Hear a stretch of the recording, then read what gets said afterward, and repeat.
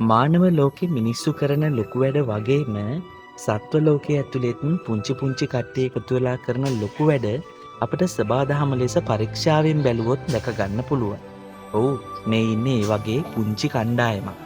මෙයාලා හරි දක්ෂයි ශාක පත්‍රවල හරිතප්‍රද ශාක කොටස් ආහාරයට අරගෙන පත්‍ර සැකිල්ලක් බවට ඉක්මනින් පත් කරන්න. ඒ නිසා මෙයාලට අක්කර ගානක ශාක ප්‍රජාවක් වුණත් ඇට සැකිලි බවට පත් කරන්න යන බොහොම කෙටි කාලයක්. මෙයාව හඳුන්වන්නේ කොරියටිස් පරයානා කියන විද්‍යාත්මක කුලයේ ලීප් ස්කෙල්ටිනයිස කියන නමින්. මෙයාලා හරි කැමති රංචුවක් විදිහට ඉන්න. හැබැයි වගා බිම තුලදී නම් මෙයාලව හඳුනගන්නේ ගොවි මහත්තුරු වගාවට අහිතකර පලිබෝධිකයෙක් විදිහට.